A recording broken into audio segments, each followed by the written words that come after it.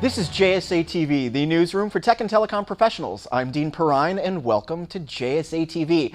I am coming at you on location in beautiful downtown Chicago, Illinois, at the Maven Wave offices. Maven Wave is celebrating 10 years of growth in 2018, so we thought we'd stop in and talk to their partners, their founders today. And one of those founders is with me right now, Mr. Jeff Lee.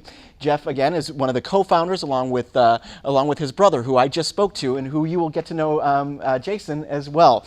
But Jeff, welcome to JSA TV. We appreciate it. Thank you. You bet, you bet. So I'm just going to jump right in. The question here is inflection point for Maven Wave. Can you pinpoint for us at what point did you say we did it, or we're a success? Yeah. Actually, I can. It's definitely the year 2015. There's a lot of components needed to be successful in this type of business, but as a startup to make it to the next grade, there's two primary capabilities that have to flourish. One of them is the ability to land major new clients. That flow has to keep coming, otherwise you run out of work and people can't promote. You can't get bigger, and you die, perhaps slowly. The other thing, and so that year we had a real breakthrough with respect to the position of clients shifting to cloud. We developed a really strong position in our relationship with Google. We felt we had earned our way to become a go-to partner for Google. So now as clients shifted more toward cloud and they were ready to embrace it, we were in a great position to take that on. So landing new clients it became evident that we'd be able to do that quite well. The other aspect that you need is talent. And to us, talent is everything, and it makes the difference between winning and losing. And we felt we had really built an exceptional set of talents here, and our reputation in the industry had really grown, and our networks amongst those talents had really flourished as well. So our ability to bring on new talents, we knew we nailed it by 2015, and all of these forces came together, and we knew we were on our way to a sustained success. Very cool. Now I was talking to your brother Jason earlier, and he talked. Yeah, he was lovely. You're fine though as well. So, but no, in the 2.5 or 3 hours that I've been in your offices just this morning, it's clear that there is a very strong working environment and culture here at Maven Wave. Why don't you talk to us a little bit about what it is that you're looking for in that talent? Great question. Well, we all need technologists, we all need business domain skills, et cetera, but the main element we always talk about that makes the difference is X factor. And to us, the term X factor means it's an intangible quality, and it really leads to likability and magnetism and influence, and you tend to be successful in situations, and it just makes a big difference. So you can go through a project and have wonderful technology capabilities, but if nobody likes working with you, it's a total failure. You really don't have a business going forward. So we work very hard to build this X factor, and it's a DNA. It's a DNA we recognize when we're recruiting and interviewing, and so it makes a big difference because we're a relationship business. So the relationships with clients, when you bring X factor to the table, clients want you to work on their projects. And partners like Google want you to work with them to sell and deliver new business. And new talents coming on want to work amongst you. They want to be on your teams, et cetera. So it's pervasive, and it is our number one difference maker. So we work hard to build a culture that's centered around that X factor and the ideals that it brings. Outstanding. So let's talk turkey a little bit. And one of the things I promised myself I wouldn't do is just kick around buzzwords all afternoon. But I'm going to throw one at you right now. Data analytics and the existing climate, but more specifically security.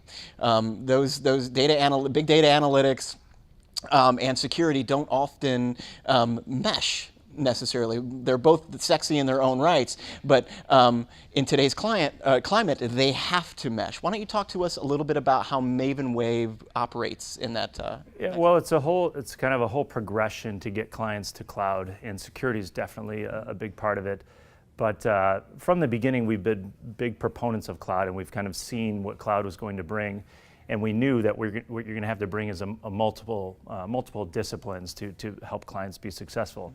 it certainly starts with management consulting to understand where are the right opportunities. And as it leads to security, there's some great places, there's some not so smart places to go cloud. And of course, you've got to bring then this lift and shift infrastructure ability to get current applications over into the cloud, and there's some architecting you have to do to make them appropriate for cloud and make them ready to operate safely, securely, et cetera. And then there's application development abilities that to build these elegant solutions that that perform well in kind of a cloud, kind of a digital era environment.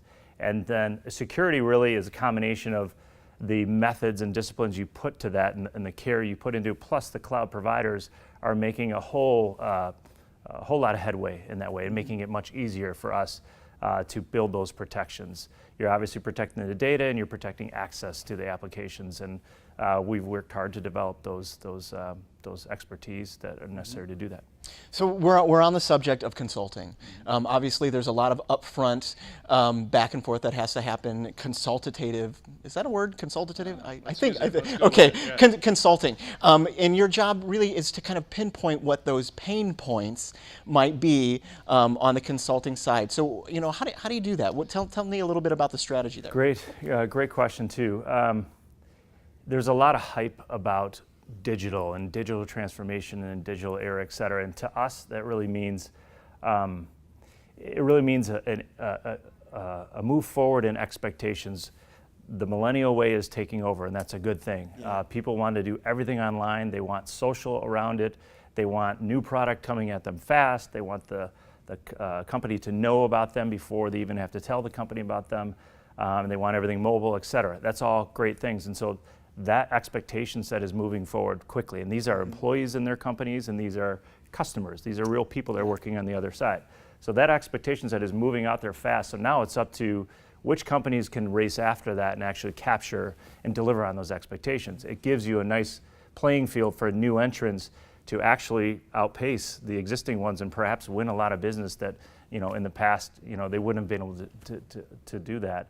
Especially with cloud technologies, they're able to do that. So we are trying to help our clients become successful in that era, and there's really a handful of strengths that they need to get to be successful in playing on that field. One of the first ones is customer intimacy or customer obsession. Sure. So they need to know what the customer needs before the customer even tells them that. That's one. Another one is product-driven velocity. So the speed at which some of the most innovative companies you think of out there, the Googles and the Amazons and Spotify and all that, they release products so fast. And a lot of these, large enterprises traditionally they could never keep up with that naturally. So they really need to shift to produce product cycles and delivery cycles in a new way. The data-driven decision making is something that clients need to be successful, and obviously leveraging the cloud and building cultures that are really highly infused with innovation and collaboration, so that ideas from the front line make their way to reality for customers, because some of these people on the front line are the first ones to see what customers need. So getting to these strengths is really the heart of what our consulting is all about. And we're working feverishly to bring the disciplines together, get the clients to understand the mindset they need to shift into, and drive the initiatives that get them there. Outstanding. So digital transformation affects all businesses, from the startup to the Googles.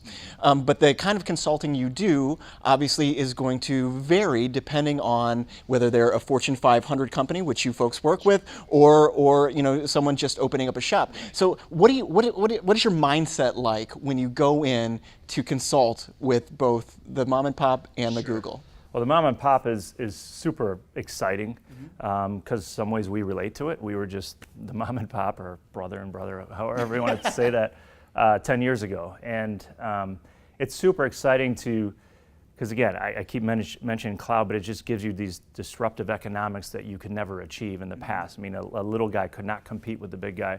They just get squashed out of the market. But now you have a chance because you could be much bigger than you otherwise would be. You can afford to do it, you can move fast, and you don't have the baggage. So it's really fun, just like we had when we started, that we can be really nimble and fast and go after. We see the target, we can move there. We don't have to shift the Titanic to somehow get there. So it's really fun to go in and help new startups get there.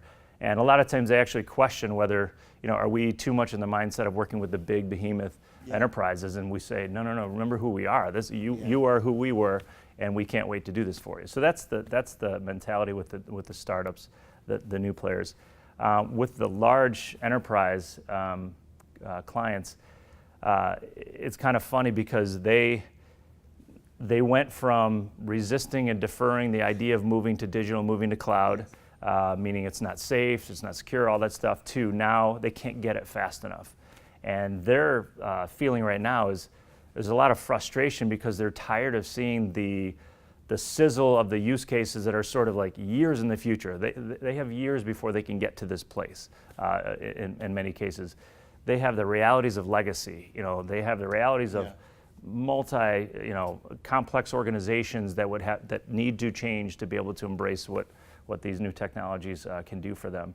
So we like to work with the large clients to say, we know that that's tomorrow and you need help today. So getting together with them and focusing on what can they do today. And so specifically when you're dealing with the large clients,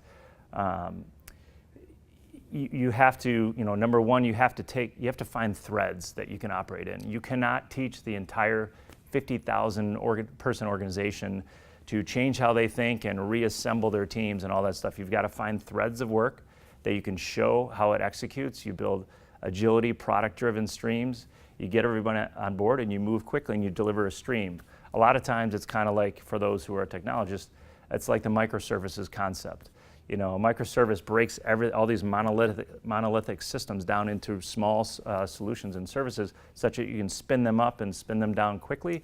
You need to do that with change initiatives in these large organizations. Prove your success, build some momentum. A lot of people, jump on board. Another aspect really is that is kind of having a resurgence in the industry from my, couple of decades of experience is change management and adoption.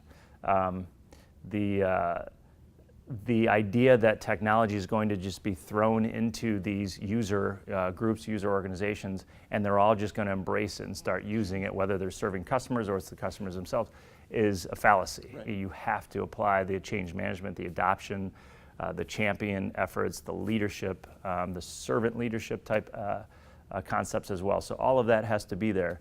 And I would say finally, these are massive organizations, very complex.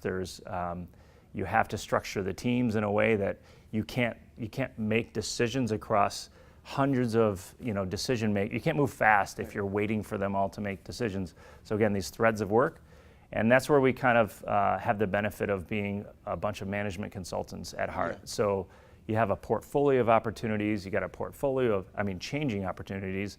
You can't plan 150 projects in advance for the next 2 years because everything's going to change underneath you. So you have to instill this mentality that you're constantly looking at a portfolio that's changing in terms of the benefits that are available to you, the technology is available to you, the problems that are rising to the top, and you have to go through these iterative cycles to make it happen. So it does involve this mind shift of change from this project and budget oriented, where we fix it for the next couple of years, to this rolling portfolio of what's the next greatest opportunities we can deliver on. So, outstanding, Jeff. Thank you very much. And clearly that philosophy is working for Maven Wave with 10 years of growth. Congratulations there. Right. Jeff, thank you very much for being with us. We appreciate it. And thank you, viewers, for watching JSA TV. We'll see you soon.